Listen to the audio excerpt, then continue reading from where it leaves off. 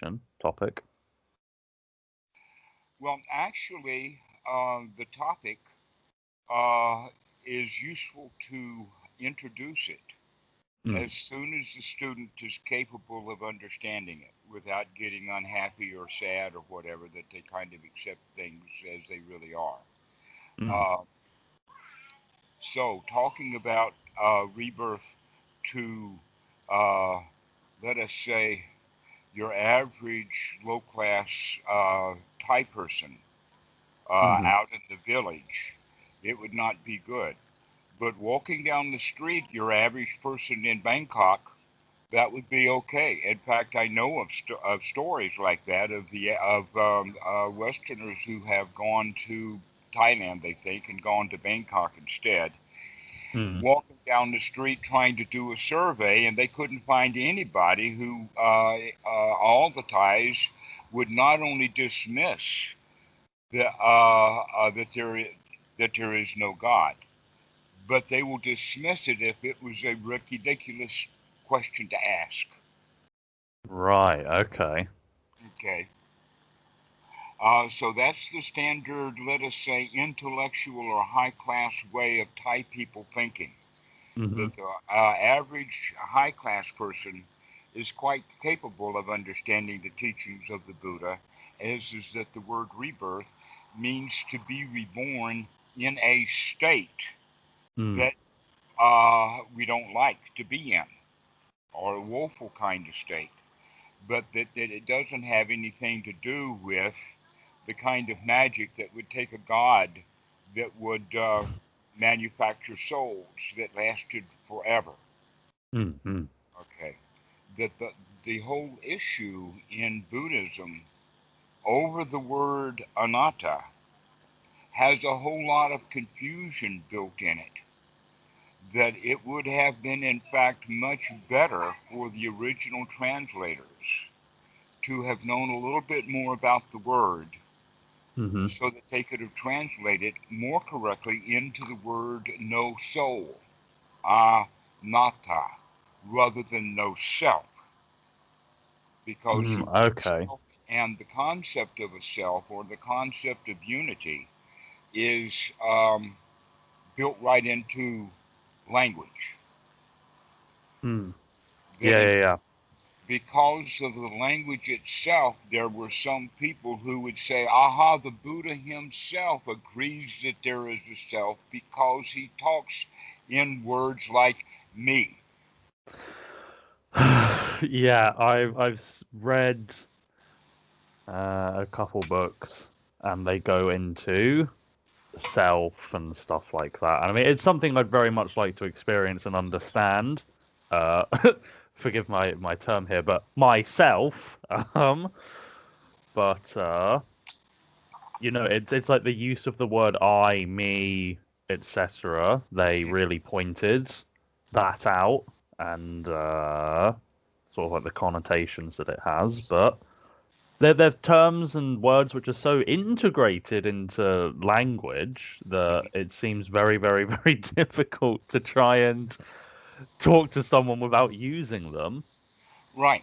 And actually, so long as you understand and know what you're talking about, there Mm. is no reason to try to avoid that language because we don't have for instance, neuter Mm. for first person neuter. Yeah, yeah, yeah, yeah. There's no We don't, substitute. right? Like it, Mm. okay, and it and this are neutered kinds of words, and so referring to oneself as this would be more correct, but it, let us say, makes language sound confusing. Yeah, yeah, yeah, yeah. The other way of doing it is to talk completely in passive terms so that uh, there is no first person referred to. Now, Yeah. this is actually quite common in Thai language. I wonder if that were true or not, because there are words Hmm. in Thai language for me the man and me the girl, uh, And we also have even particles at the end of sentences, as if the women are supposed to say this word as a polite word, and men are supposed to say another word that's a polite word. And if you leave it off, you're intentionally not being polite. And that's something that the Westerners don't understand Right. about that Right. language. But Okay. most of it is that the pronouns are just left out completely, and people expect to get it out of context. Mm. Like pai tiao can means to go play, literally. Mhm. Mhm. Pi is to go, um, and so pai tiao could be seen in the sense of asking a question: Are you going out? Or Right. it could be a Okay. statement: I'm going out. Mhm. Mhm. Or it could be a statement, depending upon the situation, that we're all preparing and already know. And so pai tiao is a statement: You should go. In other words, pai tiao means I'm ready to go. Let's go. We're going to do that together. And it's all the same language, you see. Mm. In English, we tend to make that distinction. We tend to Yeah. bring the person into it rather than leaving the person in context. Mm. All right. So, knowing that, and knowing also that Pali was like that, it's an Indo-European language, Mhm. where Mhm. Thai is a tonal language that has no case, no gender much, um, no tense. Mm. Okay, that the tense is actually expected as understood, or if you have to say it, you have to say it in using another word or a particle word. Right. So Okay. people understand the tenses based on the situation or the subject of a conversation. They're able to infer the Uh-huh. tense. Exactly. So Right. you could also have a word to make sure of it, but the word also has other values. Mm. An example of that is the word in English already, because this is the word that means exactly that. You could also go so far as use the word even, like even Stephen. Okay. Mm. Uh, uh, so we could say it like this in simple English without putting in the tenses. Uh, uh, Go to town already, and that Mhm. infers that I have already gone to town. Yeah. Okay. So in that regard, it says uh, Paitialau, Mm. which now would put it in past tense, but you still have to figure out who it was and when and where and all of that kind of stuff. But it also can have that other kind of context in it. You could say Paitialau would mean let's go already. Mm. Mm. And so even Yeah. put past participles in it, or not past participles, but past tense sounding kinds of words, still doesn't mean that. But it all has the Thai language is somewhat of a contextual language. Mm. Mm. I think it's kind of the same with some instances in Japanese as well. Like at the moment, I'm an online English tutor, so I talk to lots of people from Japan and Korea and a few from Thailand as well. And I think it's the same in Japan. Like people will just end up missing out entire words or phrases, and they just substitute in one word to mean a whole sentence. But because of the context, because of the situation, people understand what they're Hmm. meant, what's Because being said. that's built in as part of the language that is often not built into English, because in English we're supposed to get that stuff defined. Yeah, yeah, exactly. So in some cases, uh, it takes very few words in Thai language to say what you could say in English. It take a whole lot of words. But Mm. there are other contexts when you've got to actually spell out exactly what's going in Thai language. It'll take them this many words to say what in English could have been said in this many words, but in simple Thai could have been in just a couple of words. Mm. Mm-hmm. Okay. And in those cases would be like in legal documents or perhaps in newspapers and places in public print. Mm. But in Yeah, yeah, conversations, everything is expected to be in context. So let's now go back to the whole point, because this whole point is that let's not try to avoid pronouns in English yeah. as Hmm. sort of a teaching tool of I'm supposed to be an author, because in fact I practiced that for many, many years. Oh, really? Was it Right. difficult? It sounds very difficult. Um, there is, when growing up, a game that was played at uh, baby showers. Hmm.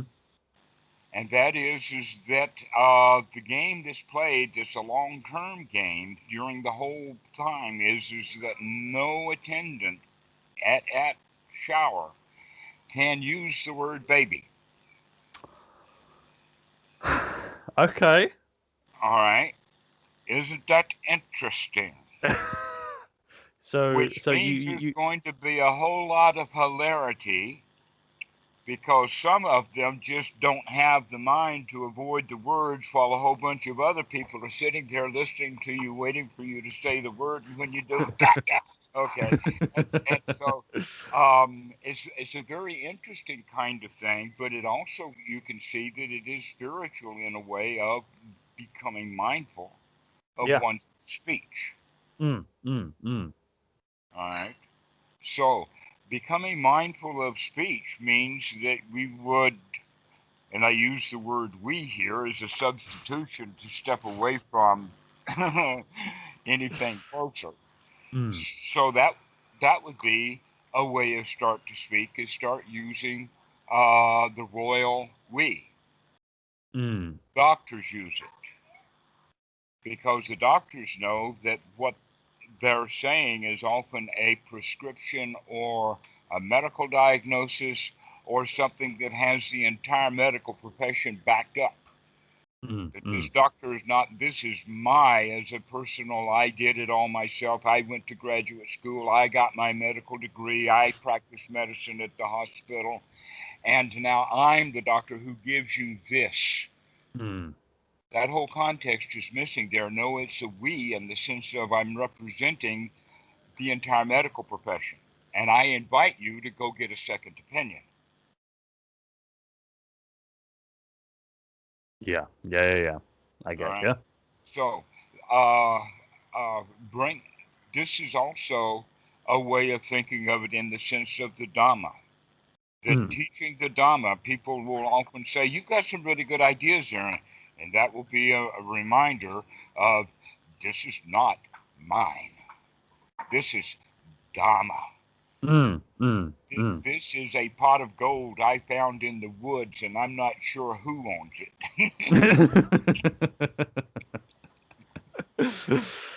Yes, yes. Okay, so let's get back to why would we even bother to practice and do stuff like that? Mm, What's this whole thing about?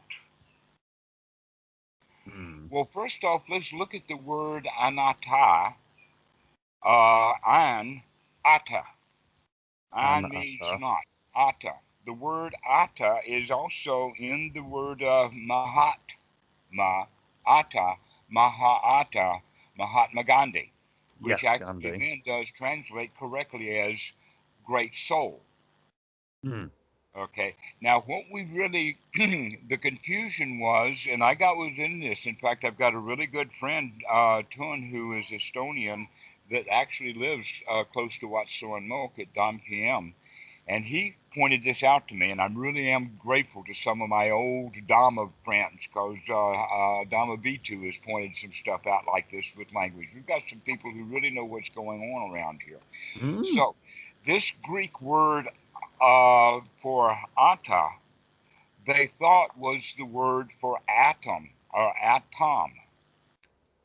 And but the real Greek is that the whole idea of Pythagoras and atom and all of that was fairly recent Greek in the sense that it was approximately the time of the Buddha. It wasn't part of the original Indo-European language. Mm-hmm. But there is another word that is. So listen carefully. Atom, Atmo. Atmo. Atmo. Atmo. Atmo. Right. That's the word for atta. Atmo and atta are the words that connect together, not the word atom, which actually means not breakable or not splittable. Mm. Okay. Atta means not cut. All right. But the Yeah. word atmos gives us our language for atmosphere. Mm-hmm. Yeah, yeah. Okay, now we're beginning to think about the atmosphere is what we breathe. It is the breath of life. If you do not take in atmosphere every minute or so, you're going to die. Yeah, you're not gonna have a good time. You're not going to have a good time if you don't have some atmosphere. Yes. Okay. The point of it is that yes, it is actually can be considered in that religious kind of old school way of thinking is it is life giving itself, therefore it must be life itself. Yeah, yeah, yeah. I see that. Okay. Which means that this life force that is there in the atmos is not mine inside of me. Mm. So that's one of the ways of looking at it. Now, the Vedantas and others will say that the greater whole or the universe, being one with all or becoming one with everything, you know, the jokes and all of that Yeah, about yeah, that. yeah. Okay. Yeah, yeah, Basically, if yeah. you think about it, in the old days, it was this atmosphere. It's this suit that we live in, Mm, mm. and it's everywhere. It is. It is literally everywhere. Sometimes it's foul, but it's still air. Yes, sometimes it's very, very foul. But it's still, yeah, like you say, it's Well, still air. almost It's still always the Atmos. reason that it is foul is because something's been hot, something's been burning. That the Mm-hmm. effect of for the air is that it's that when something is on fire, burning with desire, smoke gets in your eyes. It pollutes the atmosphere. We can't see, we can't breathe, anything like that Mm. when something's on fire. Hence, that's why Teneshiro would make phrases like mind like fire unbound, or practice Dhamma as if your hair was on fire. As if your hair was on fire. Haven't you ever heard of that? That No, never. practice the Dhamma, practice Anapanasati as if your hair was on fire. You'd better, I mean, look what could happen.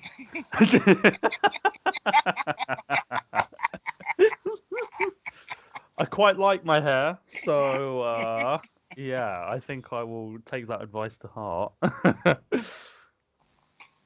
Okay, so that's kind of a joke, but it's pointing in that direction that life force is Mhm. also cleansing Mhm. in the sense that it takes the dirt out of the things that have been on fire. A Mhm. fresh breeze, Mm. cool wind, air. This is so important that it's built in like that with that connection to, guess what, Anapanasati. It's got this Sati. connection. Indeed, isn't that interesting how all of this stuff ties back together again? Oh, Yeah, it's all so tied this together with a lovely little bow on top. bows are optional. Quite delightful. Okay, so um, the Atmos or the self, the Buddha says, no, you're not the Atmos. You are not the life itself. You're just here to observe. And the other part about it is that that means that you're not permanent because the Brahmins, and Mhm. this started, according to Dhamma it started at about 800 BC when the things got really, really tough with the Brahmins, and the Aryans were strong enough to start taking back the land. Mm-hmm. And the Brahmins used to control it all. Before the Aryans came, there was only two clans or two castes, and that was the Brahmin class and the Sudras, the ones who then, at that time, in the beginning, owned the land and were farmers and all of that. But Mm. after enough funerals, the Brahmins began to pick up more and more of the land. Mm. And then when the Aryan races came in from Mesopotamia or who knows where, and whether or not they brought the Indo-European language or whether it was already Indian, that's now a new controversy. But when the Buddhist clan, the Aryans, came, they brought with them a whole merchant, like an army. When an army travels, it doesn't just have army. Mm. At least a half, if not two-thirds, of the people in that traveling trove are support people that are not actually dressed in the military. They're the ones who make the uniforms. They're the ones who make the tools. They're the ones who do the gathering up of the food and cooking. And they're the wagoneers, and they take care of the horses. And you wouldn't believe how many there are people like that. Yeah, they say that the army travels on its stomach. And this is what they're talking about, that there is Ah. all of this baggage that has to go along with an army. Okay. Mm. So when they came, now you've got the army, the support for the army, you've got the Brahmins and the Sudras. Now in India, you have four classes of people, four castes. Mm-hmm. Okay, and the army baggageers became the merchant class, and the military still became and stayed the rulers and the aristocratics. You still had the original priests, the Brahmins, and then you had the Sudras that, boy, talking about having the bad best end of it. They had the worst of it when the Brahmins had it all, and now they've got even more. So Ooh. this was the caste system. This was when Brahmins started saying that, oh, we are special and we are Brahmins, Mm-hmm. not because we're military, but because we're priests. And we are priests because we were born priests. We run the religion here, Mm-hmm. Mm-hmm. and you don't. Right. And now they come up with the perspective of, and the reason for that's true, that you were not born a Brahmin, is because you were not good in your past. And the reason that I was born Brahmin is because I was good in the past. And guess what? What? There is that I, and there is reincarnation born as a Mm. political maneuver. Politics. Uh, Yes, so the whole quality of rebirth and reincarnation was a political maneuver in the first place, but it was an old political maneuver. mm-hmm. For instance, pharaohs. That, Pull back yeah, for yeah, Fiji. yeah, Yeah, yeah. same thing, right? I am so important. I'm a god, and I'm going to be born and resurrected. Therefore, you have to go build me a pyramid. Yeah, yeah. The Pharaoh is just a reincarnation, and they've got a. Or at least they've got an afterlife. Nobody else does. You see, that's the place where things are really strange. Yeah, yeah. Only those Because, important, noble people have the possibility of chilling with the gods in the afterlife. right, but listen to that Brahmin story. When that Brahmin story gets picked up by Alexander and his crowd, when they come marching through, Hmm. the Greeks, when they come through, but in fact, one of the points that I'm still trying to figure out is that because of the time frame and because of the expansion of the empire, it actually looks like that Alexander the Great did actually go to battle with King Asok. King Okay. Asok run and chased Alexander back out of India, so he went up into Afghanistan because he couldn't do such. But meanwhile, he was in India long enough to introduce statuary into Buddhism, Okay. because Okay. there was absolutely no statuary from that time. But in the time of Ashoka, statuary started to appear in Greek form. Hmm. Okay. Okay, so the standing Buddhas that you will find all over Bodh Gaya and mostly the Deer Park, Isitanya, all of those really old statues that they've dug up from that time are Mm-hmm. very Greek in their presentation. Mm-hmm. Very similar to the sort of architecture, the style. Hmm. Okay, Mm. so this is also the time when in Egypt something very remarkable started to happen. And that Mm-hmm. is anybody who had any money at all started being mummified. Back in the really old days, only the kings were mummified. Mm. Only the aristocracy, only the really, really top class. Now, Yeah. any merchant, anybody's got any money, they want to be mummified, and that started during the Ptolemy time. I wonder where they changed it from only a king can get reborn if he does enough what do they call it, rituals over him, is Mm-hmm. to, oh, why don't we hire the same priest to pray over us and we'll give him all our land so that grandpa can be reborn. Mm. And so this is where all of that kind of stuff gets started, and it got started back in India.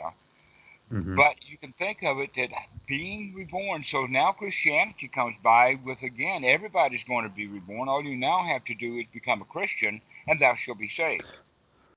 Okay, so now Yeah. they've got the easy way out, but it's still the same story, and that story has to do with everyone has an internal mechanism that is called an instinct, the survival instinct.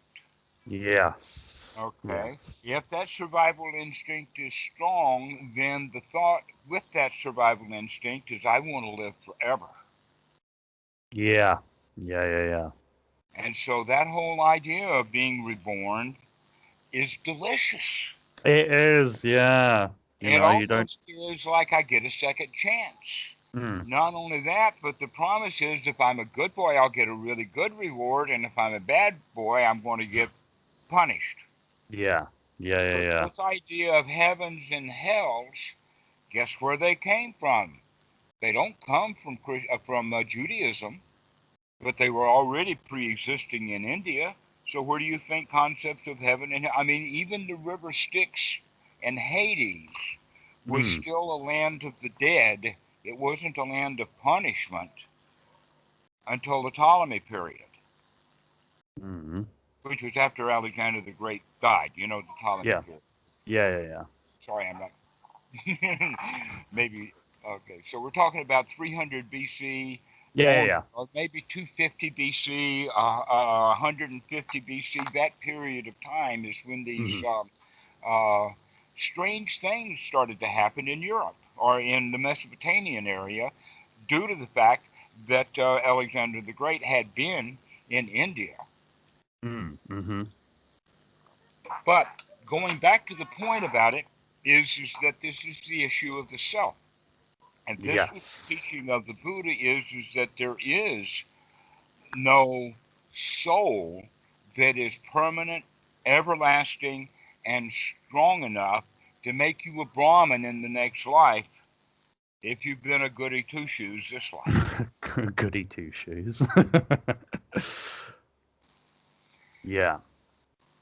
So, in that regard, the original translation should have been no soul. No soul. Okay. Mm. No soul. Now, a lot of people will try to get around the soul as to whether it's something that's physical or whether it's not physical. Okay, but we already know enough from Einstein and modern physics that if it's not physical, then it's energetic. Yes. Yeah. Yeah. But energetics don't have how to say it. Energetics is movement. When things heat up, the molecules start running around each other faster. Oh yeah, they get very speedy. Very Okay, speedy. they get speedy. Okay, so this is the whole quality then of energy has to do with motions and speed. Yeah. and time and things like that, and what is it that's moving, and this kind of thing. Which means that in that regard, if it's energetic, there's no possibility of a soul. Because Yeah. an example of that, right down to the electron level, that if you put an electric charge on this end and you take it out on this end, okay, was it the electron that went into this end of the wire, that the same electron that came out of that end of the wire? No. How do you know? It could have been another electron along the way. It could have been, but Hmm. how do see? The point I'm making is that electrons are indeterminate. Yes. Each Yeah, one yeah, of yeah. them have four characteristics, and this is an old issue in particle physics. Hmm. This is an unsolvable question for that reason. Yeah, electrons are weird. They both exist and they don't exist, and they choose when they want to exist, Well, and let me ask you this: does a whirlwind exist? does a whirlwind exist? Does a whirlwind exist? Yes. Okay, but then nothing much changes when the whirlwind doesn't exist. Very true. Okay. Yes. All right, so the whirlwind, unless it's picking up particles, but now let's go down Yes. to the level of the whirlwind at the electron level is nothing but a little tiny whirlwind of space and Mm, time, mm. Yeah. Yeah. and Yeah. there's no Yeah. particles there. Therefore, they have very few characteristics. There's only four characteristics to an electron. Therefore, you cannot tell. Yeah. The same conundrum exists in the sense of, does light travel in one direction and then travel back in the same direction at the same Mm. speed? Mm. Mm. And that is also another conundrum that we can't answer, because we cannot measure the light going from here to there. We just can't. Yeah. Even if we had two different high-speed clocks, Mm. the clocks were together when they were here, but if you move this clock over here, they're going to have slightly different time differences. Yeah. Therefore, you cannot use a clock. No, you can't. The only thing that you can do is use a mirror so that you can Mm. put it in here, have it bounce back, and now you can get it, right? But how do you know that it was the same? You can't just divide it in half, because we don't know that yet, okay?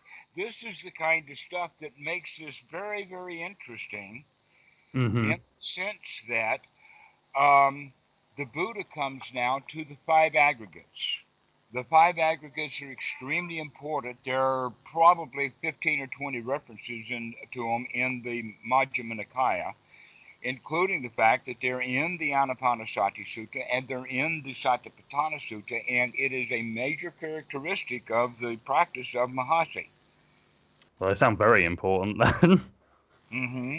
Mm. Well, the actual teachings is not the constituent components of who you are. That in Mm-hmm. fact you could say that whoever you are, the personality has these five components. Right. Okay. And most people confuse that, they think that they are these components. Okay, what are these components? The body, the feeling, consciousness, and the sense of being able to know something. Mm-hmm. And the, the next one is perception, the ability to process, the ability to think. This is who I am because I think this way. This is the process of thinking that I do. And then the last one on the list is the Sankara, or all of my past memories. Who I am is my past. Past. Yes. Who I am is my past. Who I am is the way that I think. Who I am is what I can see and observe, plus my feelings and the body. Now, the most basic mistake is to consider that I am the body, because that's the slowest moving object. Mm. Because it's slow moving, it's easy for the fool to become identified with the body. I am this body. And look how many big business industries are associated with that belief. The clothing Mm. industry, Yeah. the makeup Yeah. Yeah. industry, the Mm-hmm. hair cutters, the workout rooms, Mm. the Mm. weightlifters. Yeah, The hospitals and the doctors too. that's true. They deal with people and bodies every single day throughout their entire careers. I am my body. And if my Hmm. body has a problem, can't fix it myself. I need a doctor. Hmm. Or I have a body and my body is not beautiful enough. Let me go to Max Factor or Or to let me go to Revlon. the gym or to the weight Yeah, let room me and go buy let's some sort it paint. out. Let's sort it out. Let's look good. Let's Yes, tone that's up. right. I am unhappy with my body. Hmm. Therefore, I've got to go work on my body because I don't like me in this body. Hmm. Okay, but Jesus even says you can't change your height even an inch. Yep. Very true. You can't do that. You cannot make yourself 10 years old this week and 65 next week. You have very little control over the body. Hmm. Therefore, if anything, the body is a house that we live in and not the me itself. Hmm. Yeah. Yeah. Yeah. Yeah. Okay? Well, the next quality then that we have to deal with is I am not my feelings, because everybody, in fact, is generally driven by their feelings. Like I feel sad today, or I feel angry. Okay? What they're Hmm. actually recognizing there is that it's not that they own the feelings, but rather that the feelings own them, just Oh like the yeah. body owns me or the Mm-hmm. house. Mm-hmm. I mean, if you've ever bought and owned a house with a mortgage and all of that, you begin to get the feeling that, hey, wait a minute, I thought I was a homeowner, and really the home is an owner of me. That when its toilet breaks, I'm responsible for fixing that toilet. When that Yeah. light goes out, it's my job to go fix it. Therefore, I am nothing but a fix it man for this house, and it runs my life. That's a very good point. A very good point. Well, people do that with their bodies too. I mean, look how Hmm. much shopping they do to try to keep the body up. When the body's going to fall apart, whether they try to keep it up or not. Yeah, it doesn't matter how long it will take, it will fall apart It will, eventually. it will fall apart eventually. That's exactly right. And if you live your life happily, it might not fall apart so fast. If you keep beating on it, whipping on it, racing it around, Then you this, know, taking it to the gym, putting too expensive fancy clothes on it, keep taking it to a doctor who keeps plugging it up with stuff, it might fall apart even quicker. it might. It just might. So, if you just leave the darn thing alone, it might in fact be okay. Hmm. And it's a nice house to live in if we stop messing with it. But Yeah. Yeah. the feelings, the feelings Hmm. are what we think that is my feelings. Where Hmm. in fact, no, the feelings are even more of a boss. That if you have Yeah. anxiety, instead of absolutely dealing directly with that anxiety, we go try to please it. Oh, the reason I feel anxious is because I don't have this, that, or the other thing. If I go get this, that, or the other thing, then the anxiety will subside. Hmm. Hmm. Actually, while we're actually grasping and clinging and getting that object, we may not be aware of the anxiety, but as soon as we get it, the anxiety will come back. The story is that the old man was living in a hovel many centuries ago, and Hmm. he's laying in his hovel, and he has anxiety, and he knows it. He can feel that anxiety, and so he starts to think, what, and it's that bench. And so he gets up, he goes out, and he starts repairing the fences. He gets the stones there to make sure that the wolves can't get in and the goats can't get out. And Hmm. after 2 or 3 hours in the middle of the night, he comes back down and he lays back in the bed, and guess what? Anxiety comes back again. Yeah, it comes back. He comes back. So it wasn't the wall that he needed to build. That was just a temporary relief from the anxiety. He's not Hmm. dealing directly with the anxiety. Okay. The only way that we can deal with the anxiety directly is by separating ourselves from it. I am not the anxiety. This is not me that's anxious. It's just anxiousness that can be seen. It's almost like this. I am the anxiety. This is the anxiety, and I'm clinging to it strongly. So therefore, I am being led everywhere that anxiety goes. There I go with it. Okay, until we wake up. Aha! I see you, anxiety. And now the separation occurs, and you are no longer the anxiety, and the anxiety is no longer you. You're just an observer of an anxious feeling. An anxious feeling. Precisely. Yeah. This is how we are to deal with the 5 aggregates, is to separate ourselves from them so that we recognize for sure that it is just a feeling. It's not my feeling. It's just a body, not my body. It's just perception. It is not my perception. That in fact, perception is almost always based upon the sankara of the past. You've probably heard garbage in, garbage out. That happens in the human mind moment by moment. We take the past to try to make sense out of the present moment. And sometimes we're right, and sometimes we're not. That's what happens. So our past is what we remember, but either we don't process it well enough or that it's got holes in it. And there's all kinds of possibilities for holes in our memories. For instance, we may have not been able to observe what happens. That's an example of that is that in the United States there's a trial going on for the killer of George Floyd. Yeah. And what the prosecutors have done is they have put every witness that they could find on the stand. One witness is not going to be good enough, and everybody knows it. Why? Because no one's memory is going to be good enough. They want everybody's opinion, right? Okay, so any holes that they have can be filled by each individual people. Each individual witness then to that event only saw part of the story. Yeah. Which means that any time that you're at any kind of event in your own life, you're only seeing part of the story. You never get the full story. Very true. Yeah. Our perception then is going to be always polluted by bad input to the memory system. Not only that, but memories get layered so that more recent memories for some people are more likely to be used and old memories for others, but they're still layered in there.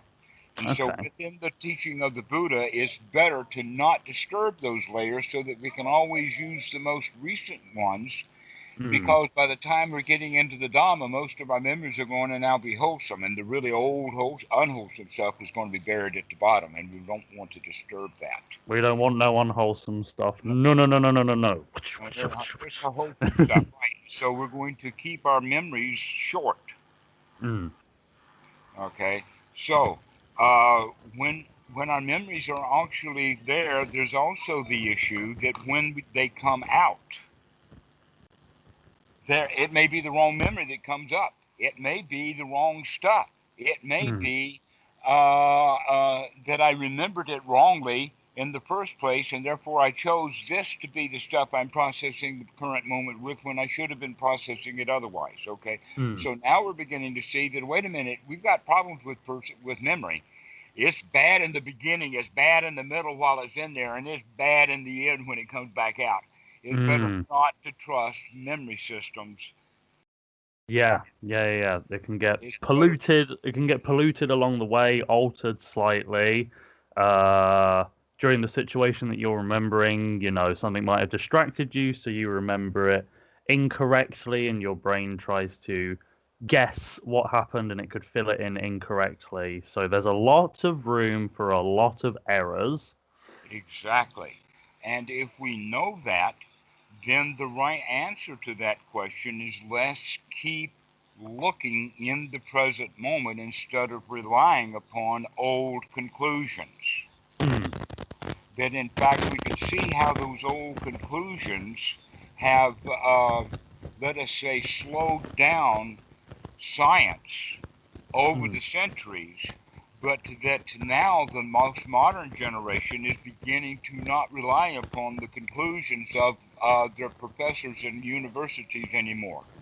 That in fact, even the professors are not even relying upon their old professors anymore for the. So let me give you a really clear example. Mm-hmm. The steam engine. Mm-hmm. Watts, England. Do you know what that first steam engine was used for?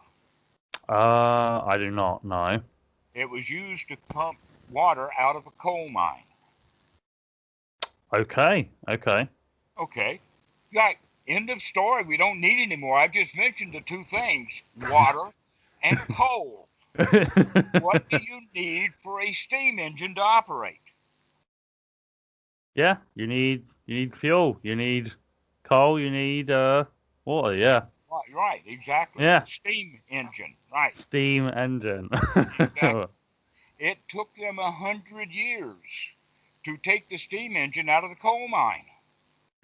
It never occurred to them that they could put a steam engine outside the factory, bring the coal and bring the water in, and have that steam engine then run all of these belts that we could build an industrial revolution on.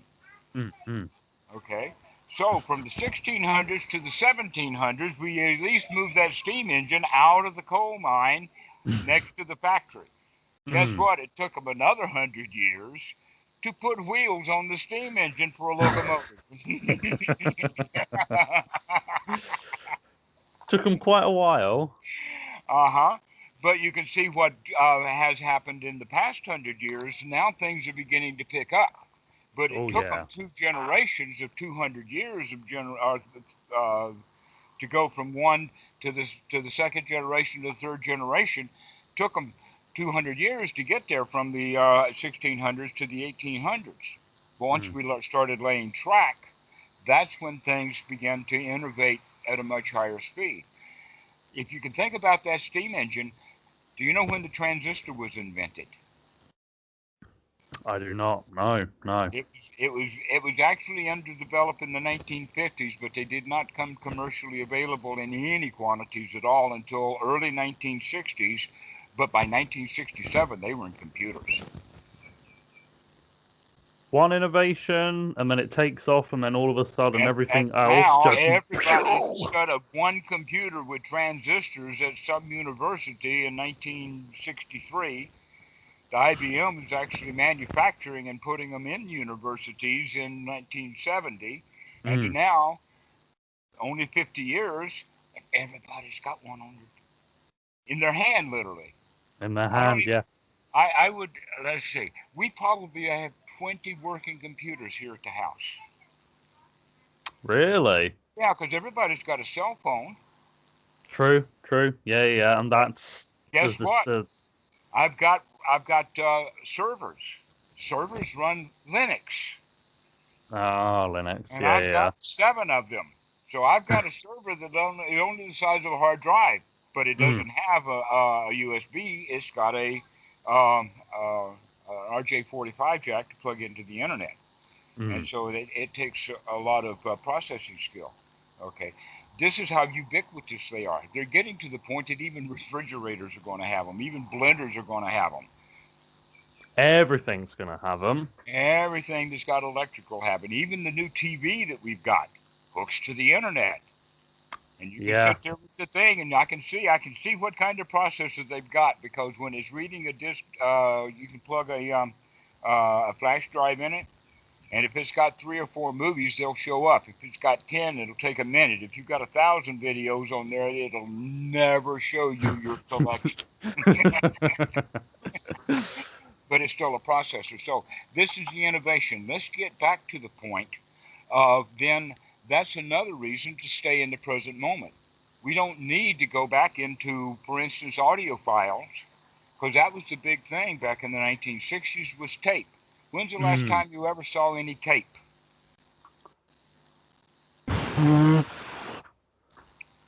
And see, Lord knows. but tape ran at 15 inches a second when it was tape. In the 1940s, they had wire. But getting it down to 1 7/8 inches a second on a cassette with 4 tracks so that you could take a cassette and turn it backwards. That didn't take so long. But now, where's the cassette? Are they even manufactured anywhere anymore? How about DVDs? They're old news because Yeah, now we've got DVDs are everything. old now. Okay, so this is another reason for us to recognize that things are moving pretty fast. We don't need to delve in the past. Hmm. So another part of it then is to understand this Sankara may have had some skills that were developed, some useful things that you can use in the moments, because some students misunderstand this thing called Sankara. That we could say that, yeah, there's more than one kind of Sankara. And that an example of that would be muscle memory. Muscle memory. Hmm. Okay, that's the kind of stored thing, so that a baseball player is more likely going to be able to catch a banana flying by him than a Thai man whose culture is against throwing objects. It's an absolute no-no to throw an object here in Thailand. Oh, But okay.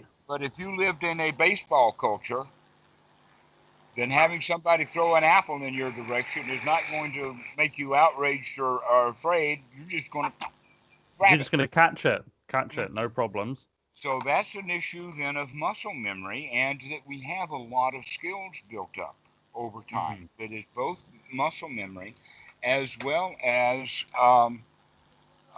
conceptualizations, the ability to think, okay, actually improves. You can develop skills. An example of that is Sudoku. A beginner, you can give him an easy puzzle and it'll take him 15 or 20 minutes. Okay? But someone who had been playing a lot of Sudoku, they can play a really, really hard game in that same period of time. Yeah, yeah.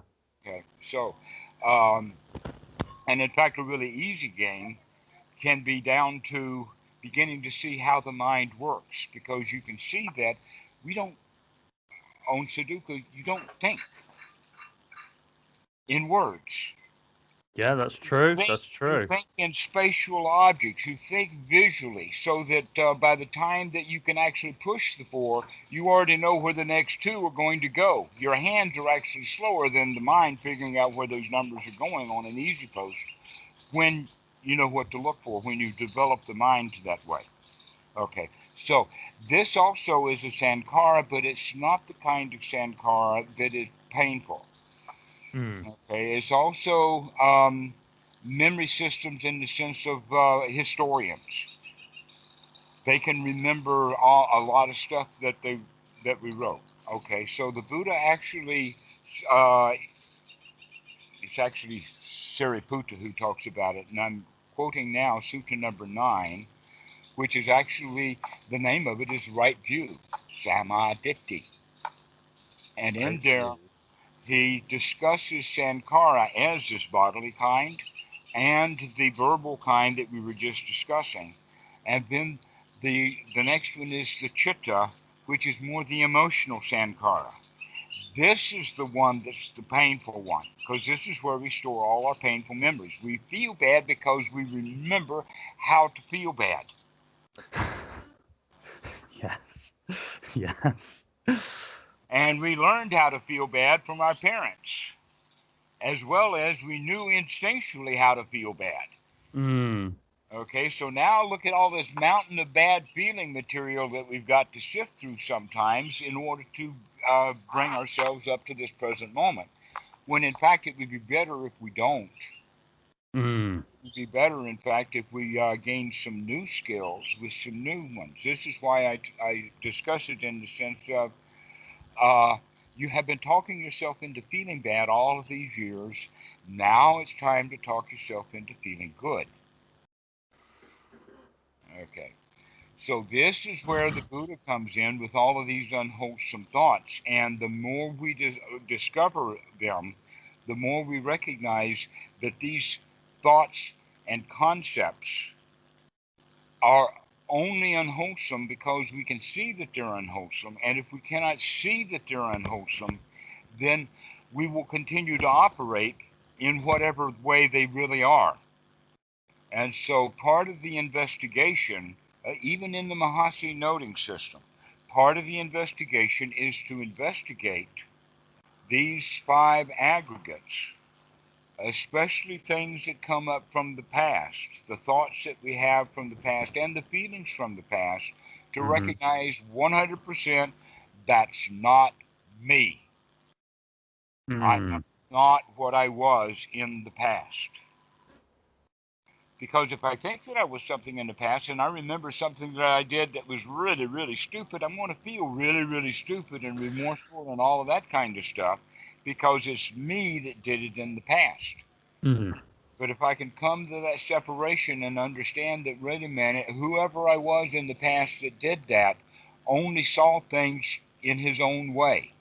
But because I do not approve of that now, that means that I am already not the person who thought that that was a good thing to do at the time. Okay, and so we separate ourselves from our past. We separate ourselves from that old sandcar. And we recognize that I am not what I have been thinking I've been all this time. Because almost all the definitions that we have about who I am, or who you are, have to come with things you've done in the past. Yeah. Okay, and that's especially true if someone holds a job for a number of years. And so the question is, who are you? The answer is, I'm a plumber, or I'm an electrician, or I'm a professor, or I'm some job that I've been doing a long time. Yeah. Or I'm a student, or whatever, because we see that the way that we occupy our time defines who we are. Okay. Well, if that's the case, then maybe I should go around saying, well, I am a happy one. I spend all my time just practicing and performing happiness. Yeah, I mean, I think there are many people who would like to be labeled as a happy one, so... Well, another way of saying a happy one would be the fortunate one, because a happy person is generally seen as fortunate, okay? Yeah. And also worthy of respect. Okay. I have just walked you into the definition of arahat. Because that's what the word means, one who is worthy of respect, one who is fortunate. In fact, the one who is fortunate, the Pali word for that is bhagava, which is the word that was used for the Buddha a lot. Ah. And also it's used commonly in India. An example of that would be, have you ever heard of Osho? I have, yeah. Sri Bhagwan Rajneesh, Bhagwan.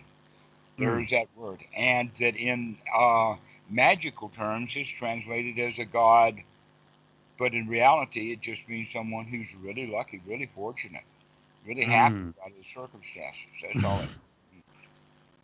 So this is the way then we begin to recognize that the way that I think, and actually that part of us who can see, the knower, the observer, when you're doing the Mahasi method of noting, what is it that notes?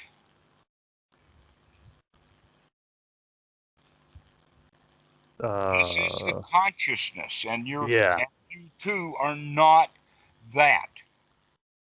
Vinaya is just there. That when we put the Vinaya, the noting, the knowing, the observational quality, along with the body, the feelings, our ability to figure things out and perceive and perceptions, along with all of our database, those 5 things put together make up a person's personality.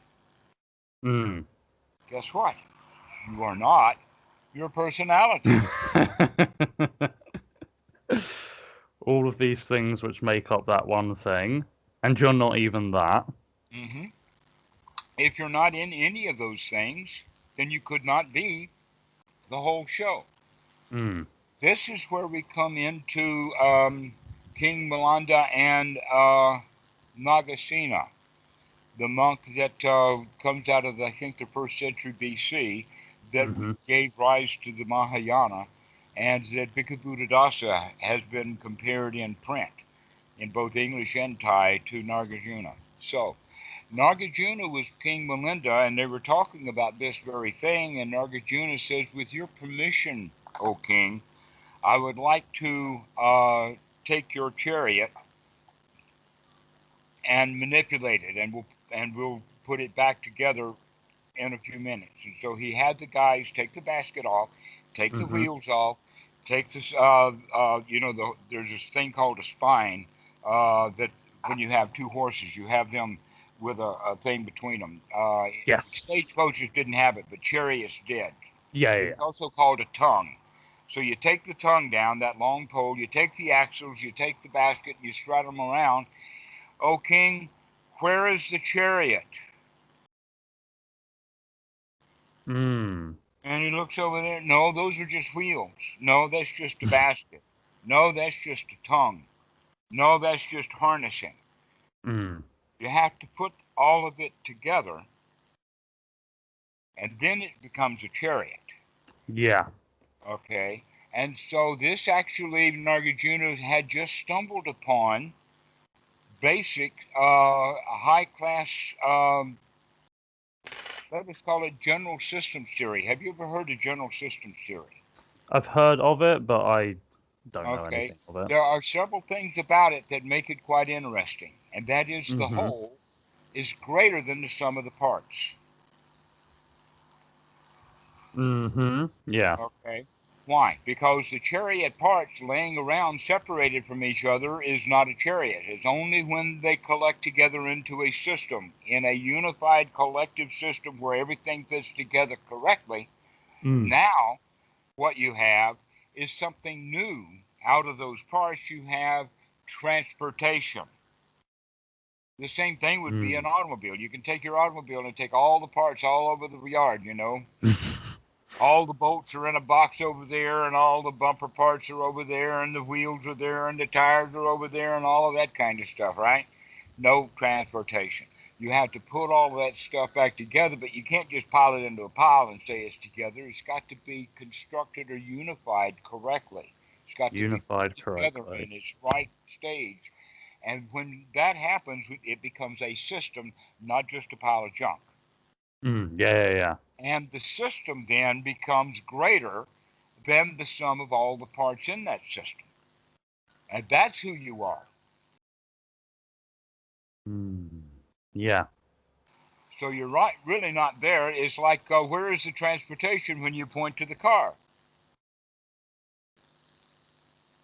Mm. But we all Yeah. know that the whole point of the car is transportation.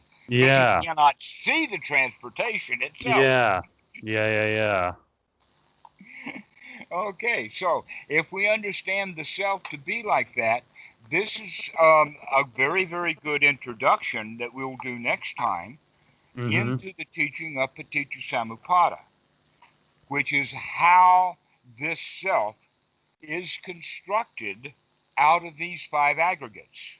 Yeah. Yeah, Okay. yeah, yeah. It's very interesting stuff.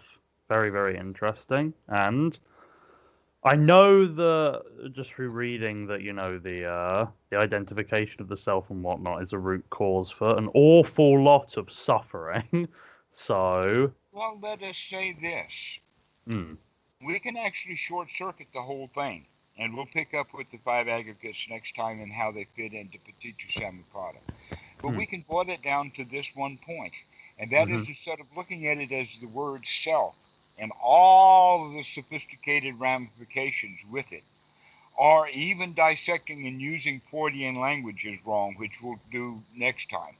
We mm-hmm. can boil it down to one word that everybody, even a child, understands one word, and that is selfishness. Okay.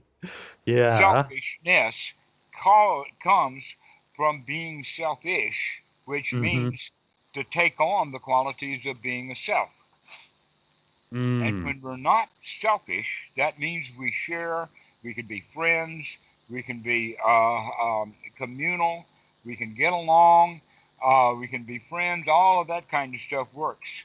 Yeah. But when we're selfish, we tend to get angry, frustrated, uptight, in fact, self-centered and rude, potentially. and Mm. so there it is. That's the dukkha. So in fact, we could say that not only when a self is being reborn, because it's the selfishness is reborn. It's the selfishness Mm. recurs and recurs and recurs. When we get selfish, when that happens, we automatically go into a woeful state. And That's there are very true. and there are four woeful states that the Buddha talks about. Guess where he got them? He borrowed this from the Brahmins, like he borrowed almost everything. If you think of Buddhism as nothing but a Brahmin contraption with a heart. with a heart, with a heart. That's the important bit. And that's what gives it momentum or transportation. So these four woeful states are a state that the self winds up in. There Hmm. is the hell state. And what is hell is nothing but I want out of here. I got to get out of here. Let me out, let me Something out, let me wrong, out. something desperate. So it's desperation, it's anxiety, it's anger, it's hot. Mm. Another woeful state that we can be born into is being in a state of need. I gotta have it. I gotta have it. I gotta have it. This is the state of the what is called the hungry ghost or the preta. A little bit greedy. Yes, greed. When we Right. feel like we don't have all that we need, when we feel that we were incomplete, boy, I would be so much better off if I had that. I mean, Mm. the typical thought of every high school boy as he's walking down the high school corridors when the class, every girl he sees, boy, I'd be better off if I had her. Yeah, that's And that's a woeful state to be in, is the woeful state of I need something instead of being in the state of I'm just so happy, everything is just fine. I don't need yeah. anything. It does sound like a very Western thing. That Mhm. state of need. Very, very Western, very materialistic. It goes way back, wanting things we don't have. In fact, if you inspect the second the second noble truth, Hmm. there it is. That's it. And it winds us in this woeful state of being a hungry ghost or being Mm. hungry all the time. We're hungry, hungry, hungry because we never get Wanting enough. more, more, More. more, more, more. It's called Very executive. hungry, yeah. In America, they call it an executive.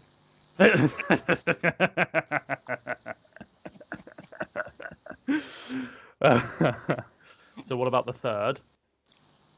The third one is the one that's the most common, Okay.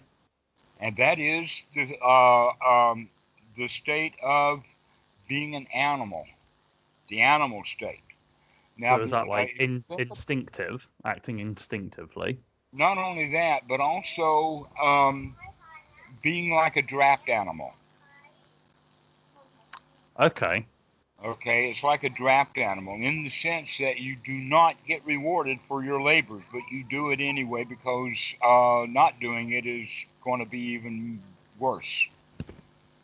Right, And we train right. our children that way. Do your ABCs, go clean your room, and the kids don't want to do it, but they do it anyway. And we wind up in our whole lives taking on jobs we don't want to do, but we do it anyway. The Homework kids go to and church. They don't want to go to church, but they do it anyway. Their that's a friends in very the good car point. want to go down to this part of town, and you know it's dangerous down there, and you don't want to go, but you go anyway. Yeah. Yeah, that's very common. And then people at work are like, "Oh, hey, could you do this, please? I'm swamped." And you don't say no, you say yes, even though you don't want to. Now your workload's piling up, and Mhm. yeah, very common, very common. Yes, it's very common. This is the most common state of all, is being an animal. And we'll talk about it more, but this is one of the four. The last one Hmm. is kind of humorous almost until you see how devastating it is. This is the Asuras, which many people um, mistake as a heavenly world, but in fact it's a hell world. This is Mm. also the world of the Titans in Greek mythology. Okay. Okay, you know who the Titans are. They're the Yeah. warriors. They're the ones who Yeah. defend heaven. They're the ones who are all dressed up for battle and don't want to go. They're all dressed up for battle, but they don't want to go because they're afraid. Possibly the one example of that I just think is so marvelous is the example of McClellan, who was the general who trained the Union forces for the Civil War under President Kennedy. Lincoln, sorry, Lincoln. Under Lincoln, he uh, got a huge war machine going. And when Lincoln says, "Okay, go to war," he said, "Well, wait a minute, we need this." And wait a minute, we need that. We need that. We need to train our men. We need more training. We need this, that, and the other thing. And finally, Lincoln says enough of this, and he fired McClellan and put Grant in. And they took that magnificent war machine up north, put it into the Ohio River, sailed it down to the Mississippi, landed in Vicksburg, and cut across the south from Vicksburg all the way to Savannah, just destroyed. Just took that one machine and just cut the South in half. But they wouldn't have done that with McClellan. He wouldn't have ever taken them to war. He was too hesitant. Now, here's the same story. You have the fourth graders doing a skit at the end of the season. And the little boy walks out on stage dressed as a tree, and all he's got is one line, and he forgets it. Oh, stage fright. That's a clear example of being an Asura, all dressed up, no place to go. Afraid, prepared. People walk into test often doing this. So instead of getting a night's sleep and be ready for the test because they know they're well prepared, they're scared. They're up worrying. And they're all up all night studying, and then they fall asleep while they're doing the test the next day. Terrible. Okay, so these are the four woeful states. One is when we're afraid to act, even though we're well prepared. The other one is that we go along to get along. We do what we're told to do, even if we don't want to do it. Especially if we don't want to do it. Then if we wanted to do it, then what's the problem? Now we're good to go. Yeah.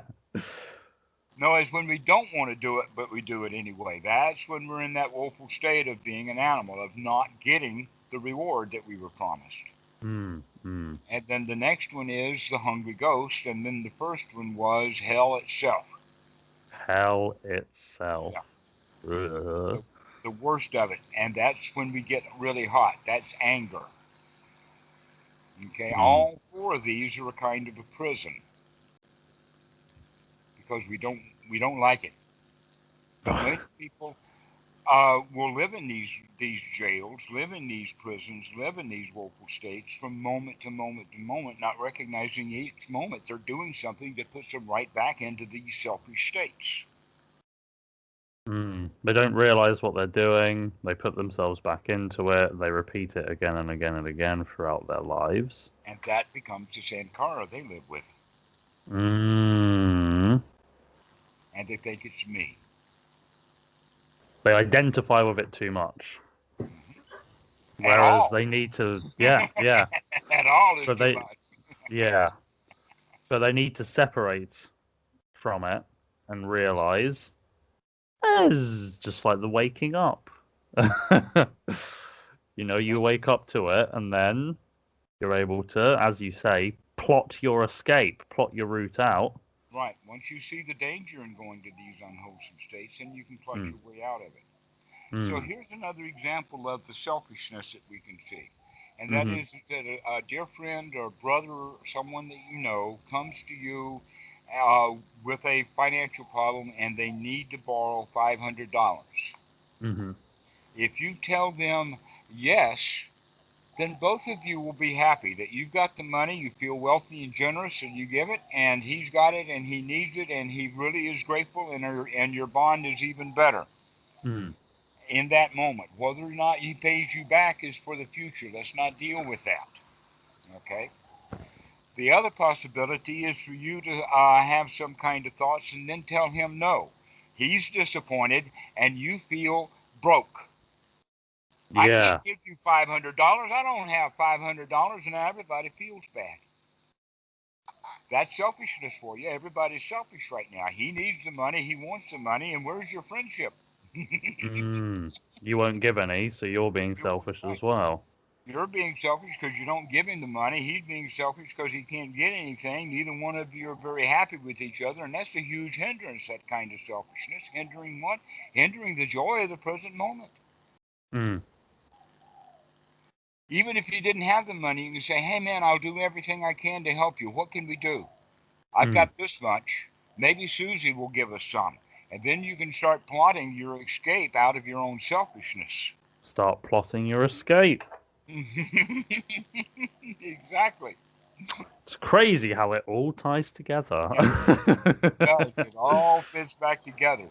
So let's go ahead and finish this conversation, and next time we'll start talking about how these 5 aggregates get put into gear so that we wind up in these hell states, these woeful Yeah, states. that sounds like a very interesting conversation to come. I look forward to it. Okay, Ben. Well, we'll see you next time. Yes, yes. Chat to you soon. Thank you very much for today. Lovely to talk to you as always. And yeah, I will speak to you again very soon. Keep your practice up. Keep them doggies rolling. Keep those Oh, little yes. Don't you heavy worry. thoughts I will. happening. All righty then. Take care. Okay, bye-bye. Bye bye.